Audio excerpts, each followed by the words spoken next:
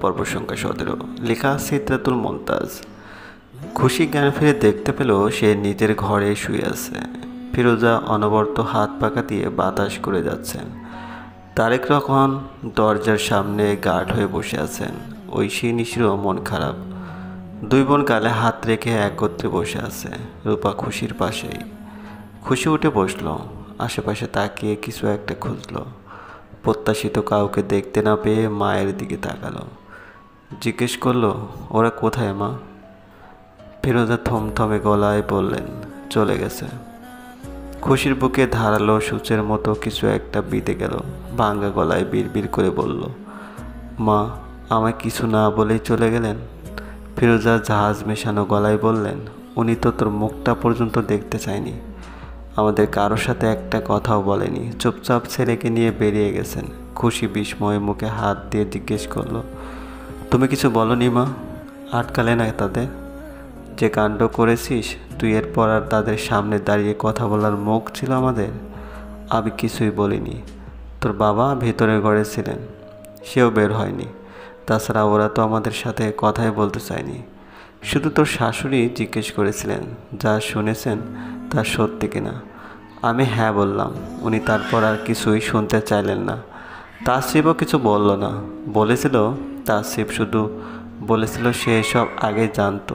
বিনিময়ে তোর শাশুড়ির ছেলের গালে একটা চর মেরেছেন আমাদের সবার সামনে। অত বড় ছেলের গায়ে বিনা দ্বিধায় হাত তুললেন, তাও বিবাহিত ছেলে।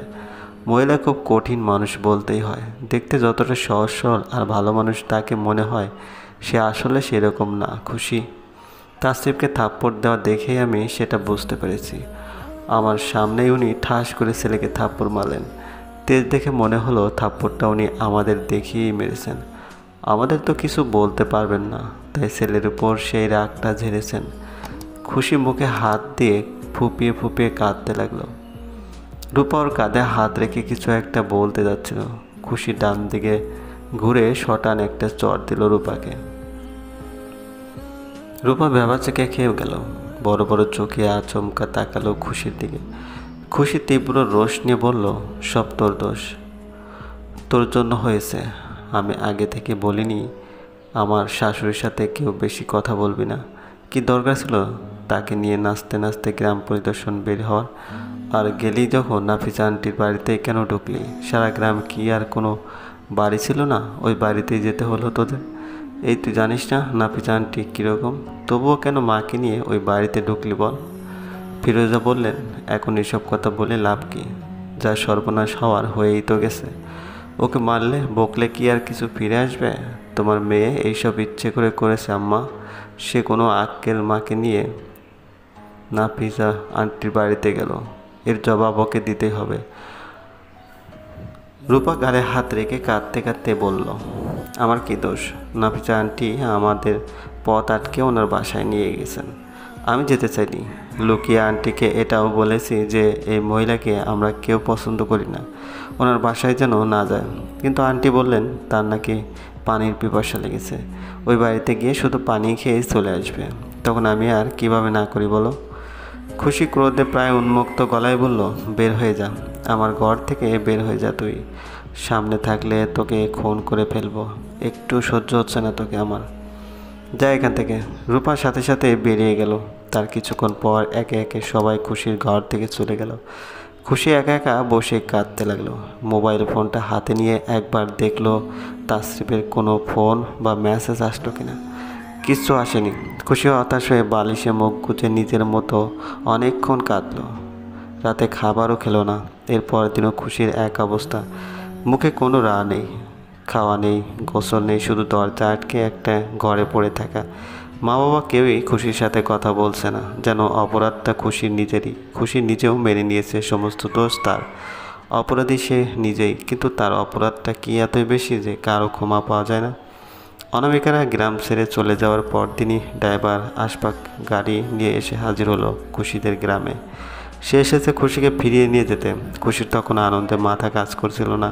সে কোনো মতে ব্যাগপত্র গুছিয়ে তৈরি হলো, কারণ সে ভেবেছিল অনামিকা আশফাককে পাঠিয়েছেন। কিন্তু আশফাকের কাছে যখন শুনল অনামিকা তাকে পাঠায়নি, বরং তাসরিফ পাঠিয়েছে, তখন খুশির সব আনন্দ এক নিমিষ হাওয়ায় মিলিয়ে গেল। তাসরিফের উপরও রাগ হলো।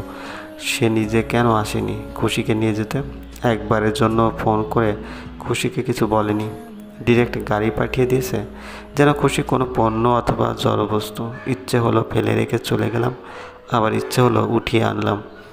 সন্ধ্যায় রওনা দিলেও ওদের বাড়ি পৌঁছাতে প্রায় রাত 11টার মতো বেজে গেল। খুশি বাসায় ঢুকতে ভয় পাচ্ছিল। অনামিকা তাকে দেখার পর কেমন রিয়েক্ট করবে সেটাই ভেবেই গা কাটা দিয়ে উঠছিল ভয়ে। তাসরিফ মাকে সামলাতে পারবে কি? সে নিজেই তো মায়ের ভয়ে কাবু। খুশিকে সে আর কীভাবে প্রোটেক্ট করবে? খুশি কলিং বেল চেপে ভীত মনে আয়তাল কুরসি পড়তে শুরু করলো।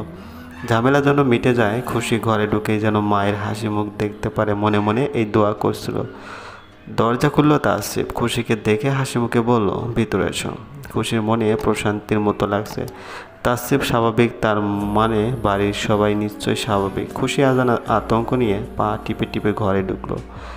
দেখলো পুরো বাড়ি মোটামুটি অন্ধকার, আলো জ্বলছে শুধু তাসরিফ বেডরুমে আর রান্নাঘরে। খুশি দরজা আটকে জিজ্ঞেস করলো, মা কোথায়? শুয়ে পড়েছে নাকি? না, মা এখনও ফিরেনি মানে? কোথায় গেছিল?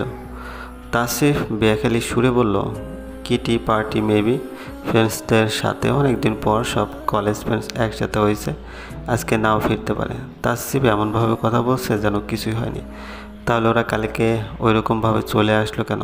খুশির মা তো বলেছে তাসরিফ নাকি অনামিকার হাতে থাপ্পড়ও খেয়েছে, তবুও সব কিছু এত নর্মাল। অনামিকা পার্টি করতে গেছেন? তাসরিফ বলল, ডিনার করবে না তুমি? এসো একসাথে করি। খুশি বলল, আপনি কি আমার সাথে মজা করছেন? মজা কেন করব? I am serious. কফি খাবে? আমি কিন্তু এত মরিচের গুঁড়া মিশাইনি। তাসরিফ হেসে দিল। খুশি হতবিহ্বল হয়ে বলল, মা কি আমার উপর রেগে আছেন? এ পর্যায়ে তাসরিফের মুখটা গুমড়ে গেল। সে গম্ভীর স্বরে বলল, মা আসলে জিজ্ঞেস করে নিও। খুশির বুকের ভিতর টিপ টিপ আওয়াজ হচ্ছিল। কখন আসবে মা? তিনি কি আগের মতোই খুশিকে ভালোবাসবেন, নাকি ঘৃণা অভিমানে দূরে সরিয়ে রাখবেন?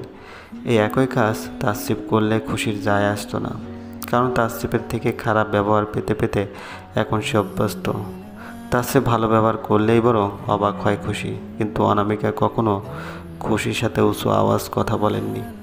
উনি যখন খারাপ ব্যবহার করবে তখন কীভাবে সহ্য করবে খুশি? একথা চিন্তা করলেই তো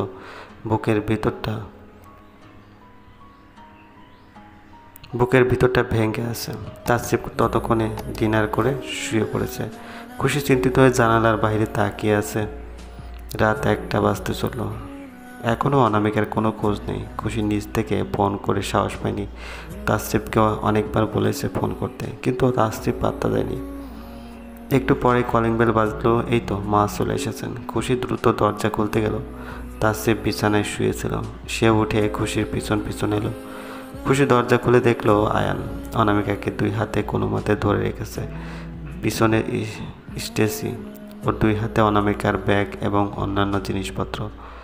অনামিকা সোজা হয়ে দাঁড়িয়ে থাকতে পারছেন না, বারবার ঢলে পড়ে যাচ্ছে। খুশি অস্থির হয়ে উঠল। মায়ের কি হয়েছে? আয়ান বলল, সিঁড়িতে পড়ে গেছিলেন, স্টেসি ওনাকে তুলে আনতে পারছিলেন না, তাই আমি ভাবলাম ডোর পর্যন্ত পৌঁছে দেই। খুশি স্টেসির দিকে তাকিয়ে প্রশ্ন করলো, মায়ের কি হয়েছে স্টেসি? স্টেসি বলল, আমি ম্যামকে নিষেধ করেছিলাম, তবু উনি ওভারড্রিঙ্ক করেছেন। খুশি অবাক হয়ে তাসরিফের দিকে তাকালো। তাসরিফ তো বলেছিল উনি ফ্রেন্ডসদের সাথে দেখা করতে গেছেন, সেখানে আবার ড্রিঙ্ক করে? আমাদের কালচার তো এখন এমন হয়ে যায়নি যে 40-এর বয়সী মহিলারা সংসার ফেলে রাত জেগে ড্রিঙ্ক পার্টি করবে। তাসরিফ মাথা নিচু করে আছে। ওর মুখ দেখলে এখন একটা 2 বছরের বাচ্চা বুঝে যাবে যে সে মিথ্যা বলেছিল। খুশি এই প্রসঙ্গে আপাতত কিছু জিজ্ঞেস করলো না। স্টেজে আর অনামিকাকে ঘরে নিয়ে এলো। আয়ানকে ধন্যবাদ দিল। আয়ান চলে যেতে দরজা আটকে খুশি অনামিকাকে ধরে রুমে নিয়ে যাচ্ছিল। তখন অনামিকা বললেন, ডোন্ট টাচ মি। কে তুমি? হ্যাঁ, তুমি কে? মা, আমাকে চিনতে পারছো না? আমি খুশি। অনামিকা হঠাৎ করেই চড় মারলেন খুশির গালে। তারপর বলতে লাগলেন, মিথ্যাবাদী মেয়ে, তোমার পরিবারের সবাই তো মিথ্যুক, এত বড় ধোঁকা কিভাবে দিলে? ধোঁকাবাজি করে বড় লোকের ছেলের গলায় ঝুলে পড়তে লজ্জা করলো না? লোভী, ফালতু, ডিসগাস্টিং ফ্যামিলি, ব্লাডি ফুল। অনামিকা আরও কিছু বলতে যাচ্ছিলেন, কিন্তু তাসরিফ নিজের ঘর থেকে দৌড়ে এলো। অনামিকা চিৎকার করে যাচ্ছেন, তাসরিফ এক নাগারে বলল, মা মা, কাম ডাউন প্লিজ। তাসরিফ জোরপূর্বক অনামিকাকে ধরে ঘরে নিয়ে গেল। আর খুশি এক দৃষ্টিতে সে রইল। অনামিকা ওর যে গালে চর মেরেছেন সেই গালে এখনও হাত দিয়ে রেখেছে খুশি। সে কিচ্ছু ভাবতে পারছে না। মা তার সাথে এইভাবে কথা বলতে পারলো? ডিং করলে নাকি মানুষের আসল রূপ বোঝা যায়? তাই যদি হয়ে থাকে তাহলে মায়ের আসল রূপটা বুঝি এমন। মেনে নিতে কষ্ট হচ্ছে। উনি এত চিৎকার করে কথা বলছিলেন যে খুশির মাথা ব্যথা শুরু হয়ে গেছে। আচ্ছা, তার মানে কি এতদিন মা খুশির সাথে যেমন ব্যবহার করেছেন সব কিছু নাটক ছিল? এইটাই কি তার আসল রূপ? খুশি শুনছিল তার শ্বশুরমশাই হার্ট অ্যাটাক করে মারা গেছে। খুশির এখন মনে হচ্ছে উনি বইয়ের চিৎকার শুনে হার্ট অ্যাটাক করেছিলেন। চলবে, গল্পটি ভালো লাগলে অবশ্যই লাইক করবেন, কমেন্ট করে জানিয়ে দেবেন। আর চ্যানেলে যদি নতুন হয়ে থাকেন অবশ্যই সাবস্ক্রাইব করে পাশে থাকবেন।